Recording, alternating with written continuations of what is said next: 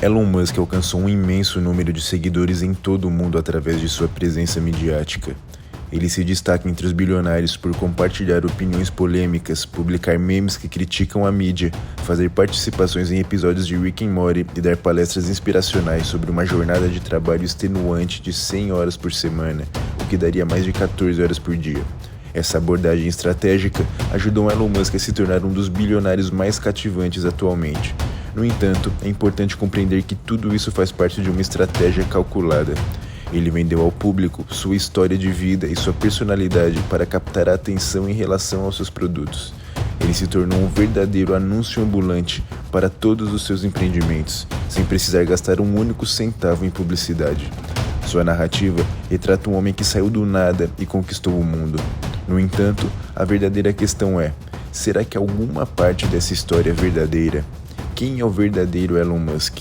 Após realizar extensas pesquisas, trago a você a verdade oculta por trás de um homem que construiu sua vida sobre uma teia de mentiras.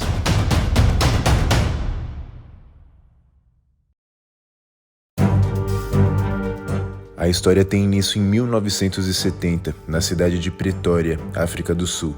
A família Musk desfrutava de uma imensa riqueza, sendo que o pai de Elon, Errol Musk, possuía metade das ações de uma mina de esmeraldas. Quando questionado sobre sua infância em uma entrevista posterior, Elon recordou que sua família era extraordinariamente abastada. Suas palavras foram: "We had so much money at the time that we couldn't even close our safe. One person would have to shove the money in and the other would have to slam the door shut. And then there'd be all these other notes sticking out, so we'd have to empty them into our pockets." End quotes. Apesar dessas circunstâncias, sua infância estava longe de ser feliz. Embora tenha nascido em extrema opulência, Elon sofreu abusos implacáveis por parte de seu pai. A violência era frequente e sua infância não foi nada alegre. Porém, os problemas não se limitaram a isso. No 9º ano, quando frequentava o Bryans High School, Elon era alvo de constantes agressões, inclusive por parte de seus colegas de classe. Ao ser questionado sobre o bullying que sofria na escola, Elon respondeu: "Eu quase fui espancado até a morte, se você chama isso de bullying." Em uma entrevista à NBC News, a mãe de Elon Musk compartilhou as dificuldades enfrentadas por seu filho. He was always brilliant, but brilliance doesn't always go into practical. Elon lembra que basicamente precisava se esconder dessa gangue que o perseguia, pois ele acidentalmente esbarrou em um dos rapazes durante uma reunião matinal e isso o enfureceu. Mais tarde, naquele mesmo dia, enquanto Elon almoçava, aquele rapaz se aproximou sorrateiramente, chutou sua cabeça e o empurrou escada abaixo. Quando Elon chegou ao fim da escada, vários outros rapazes se juntaram a eles e começaram a chutá-lo, enquanto o primeiro valentão continuava batendo sua cabeça no chão, ao ponto de Elon desmaiar. Como resultado, ele teve de ser hospitalizado e ficou afastado da escola por semanas. Essa infância sombria teve um impacto profundo em Elon, como teria em qualquer pessoa, mas os efeitos dessa experiência se tornariam ainda mais evidentes em sua vida futura. Musk eventualmente deixou a África do Sul e se mudou para os Estados Unidos, onde realizou um estágio numa startup no Vale do Silício. Durante esse período, ele teve uma ideia para o seu primeiro empreendimento. Um vendedor de páginas amarelas visitou o escritório onde ele trabalhava, tentando vender uma startup. A proposta do vendedor era criar uma listagem online, além das listagens tradicionais nas páginas amarelas. No entanto, a apresentação do vendedor deixou a desejar e ele tinha pouco conhecimento sobre a internet. Apesar disso, Elon viu um potencial na ideia e decidiu usá-la para si mesmo. Em 1995, Elon e seu irmão Kimball fundaram a Global Link Information Network, que mais tarde mudou seu nome para Zip2, pois Global Link Information Network era um nome terrível. A ideia por trás do Zip2 era convencer empresas a terem uma presença online em um diretório de busca. Na época, isso estava muito à frente do seu tempo, incluindo recursos como mapas e direções online, além de um sistema avançado de blogs. We started getting some interest. Half the time we'd be like, what's the internet? Even in Silicon Valley. But then occasionally somebody would buy it and we'd get a little bit of money from them. A narrativa em torno do Zip2 é parte da sua estratégia atual de relações públicas de Elon. Ele frequentemente conta como sua passagem pela Zip2 foi uma típica história de origem do Vale do Silício, mencionando como teve que arriscar tudo com apenas $2.000 em sua conta e uma montanha de dívidas estudantis, enquanto estava tão quebrado que não conseguia nem sequer pagar um aluguel. No entanto, isso era apenas uma história. Na realidade, Musk estava vivendo com o dinheiro de seu pai, que também pagou suas mensalidades universitárias e investiu $28.000 em sua empresa. Apesar disso, Elon tentou criar uma imagem de que seu pai estava falido, retratando-se como alguém que chegou à América sem nada. Até entendo porque ele exageraria na sua história inicial, e isso não causaria nenhum impacto se parasse por aí.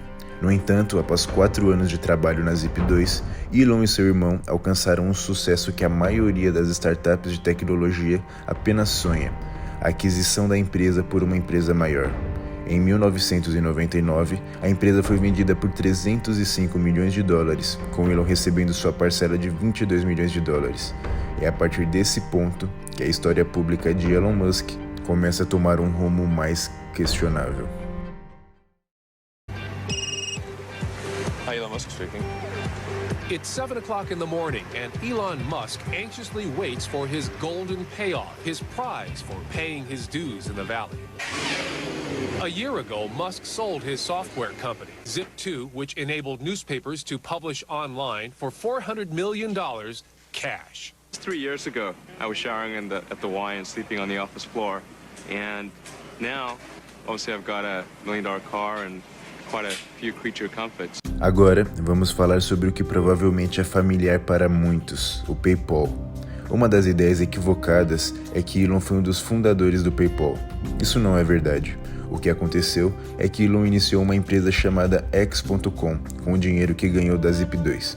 O objetivo principal da X.com era permitir que os clientes enviassem dinheiro por e-mail uns aos outros, em vez de lidar com dinheiro físico. There was a little feature that just seemed like an obvious feature, which was the ability to transfer money from one person to another by entering a unique identifier like an email address. Musk, essencialmente, expandiu a base de usuários da X.com, oferecendo dinheiro para referências até que a empresa acabou sendo adquirida pelo concorrente, a Confinity. Isso aconteceu principalmente porque a X.com já havia passado por processos importantes de regulamentação financeira. No entanto, durante seu tempo na X.com, ele foi descrito como um péssimo gerente. A empresa estava perdendo muito dinheiro e talentos importantes estavam saindo rapidamente devido ao seu microgerenciamento. Os funcionários, cansados dessa situação, finalmente se uniram para se livrar dele. No entanto, quando a X.com se fundiu com o PayPal, Musk ressurgiu como CEO mais uma vez. Durante o seu tempo no PayPal, ele lutou para gerar receitas expressivas, o que o levou a adotar práticas predatórias em relação a pequenos usuários do PayPal. Muitos dos lucros iniciais do PayPal com Musk vieram do fechamento de contas sem uma justificativa clara, enquanto a empresa ficava com o saldo dessas contas. A ideia era que usuários de pequeno porte não seriam capazes de arcar com ações legais significativas, e isso foi amplamente relatado na época. Com o PayPal não era um banco, não havia muito que pudesse ser feito. Apesar dessas práticas predatórias, o modelo de negócio inconsistente de Musk levou à sua remoção como CEO mais uma vez. Mas dessa vez não importava muito, pois ele acabou ganhando $165 milhões quando o PayPal foi comprado pelo eBay. Durante esse tempo, as coisas estavam melhorando para ele e ele se casou com sua primeira esposa, Justine Wilson. No entanto, Justine começou a perceber que o comportamento controlador de Elon não se limitava ao trabalho. Ela alegava que mesmo no dia do casamento, as inseguranças profundamente enraizadas nele vieram à tona, agora que ele tinha de fato um poder que nunca antes possuiu. Elon sempre tentava exercer controle sobre Justine. Durante suas frequentes discussões sobre seu excessivo controle, Justine teria dito: "Eu sou a sua esposa, não a sua funcionária." Ao que Musk respondeu: "Se você fosse a minha funcionária, eu te demitiria." Após ser desligado do PayPal, Elon Musk começou a criar uma nova identidade e uma história fictícia para si mesmo. Ao observar os sucessos alcançados pela Nikon e pela Apple, ele decidiu ir além, utilizando sua presença na mídia como forma de promover seus produtos. Ele empregou essa estratégia implacavelmente, fabricando e ocultando informações sobre sua verdadeira identidade e como chegou onde está. Até o momento, eu só mencionei alguns dos exageros e verdades desfavoráveis por trás de suas origens, mas foi em 2004, quando Elon ingressou na Tesla, que podemos começar a entender quem ele se tornou. After PayPal, I decided I wanted to get back into electric vehicles and make something happen in that arena, particularly since GM had come out with the EV1, and I thought, okay, well, there's not really a need for a startup company to develop electric cars, because obviously GM is going to create the EV2 and the EV3, but so I thought, okay, well, we've got to try to create an electric car company. But it wasn't as though in creating these companies that we thought that we would be successful. I thought that the most likely outcome was failure, but it was still worth doing. Parece uma história inspiradora, não é? Mas você já reparou como o Elon nunca menciona os verdadeiros fundadores da Tesla? É uma mentira por omissão. Na verdade, a ideia da Tesla foi concebida por um pequeno grupo de engenheiros obcecados do Vale do Silício, que se uniram e se encontraram com Elon Musk. Ele não era fundador no sentido que iniciou uma empresa. I mean, this is one of the things that I found kind of fascinating about him is that he's actually accomplished some amazing things in his own right. He's totally amazing. Yeah, SpaceX is amazing, and he's done some interesting things with Tesla for sure. I'm not sure why he has to also say that he was a founder when he wasn't. I don't understand that.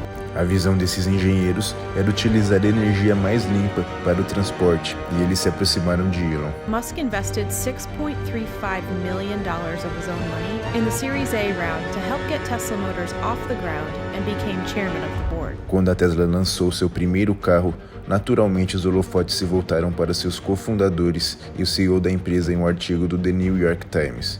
O nome de Musk não foi mencionado, porque, bem, ele não era responsável. No entanto, isso incomodou profundamente. Ele precisava construir uma persona pública. Como resultado, ele reagiu ao artigo, entrando em contato com os fundadores da Tesla e alegando que, se algo assim acontecesse novamente, eles deveriam considerar encerrar imediatamente a relação com a Tesla. Ele exigiu que o The New York Times publicasse uma correção o mais rápido possível. Agora, Musk queria vingança.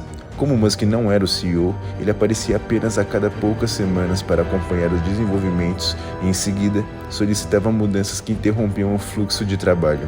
Isso representava um passo à frente e dois atrás, de acordo com o vice-presidente da Tesla, o que significava que o crescimento da empresa era deliberadamente interrompido. Era uma desculpa para remover o CEO e permitir que Elon Musk ganhasse mais controle sobre uma empresa que estava começando a crescer exponencialmente na época. Em 2007, após organizar e pressionar outros investidores da empresa, Elon Musk informou ao CEO e cofundador da Tesla que ele seria removido.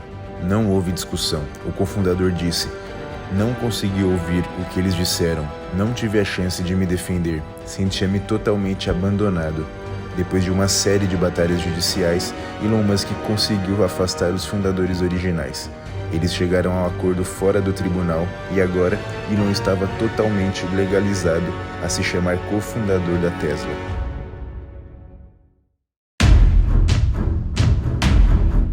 Agora, Musk estava no comando e transformou a Tesla em uma das montadoras mais valiosas do mundo.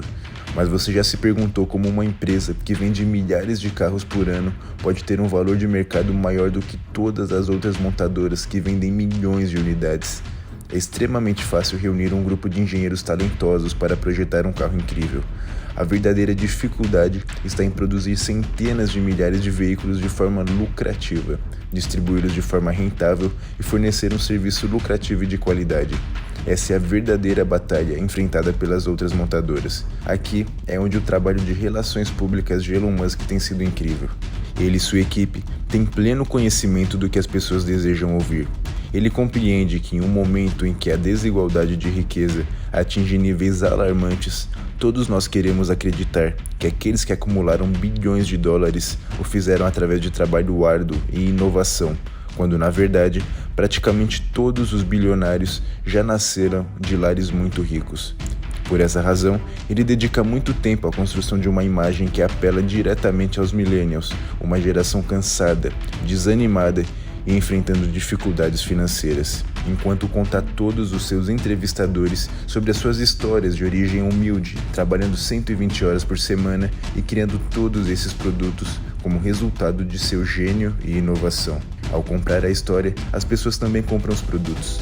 Elas sentem que, ao ter um Tesla, estão fazendo uma mudança no mundo.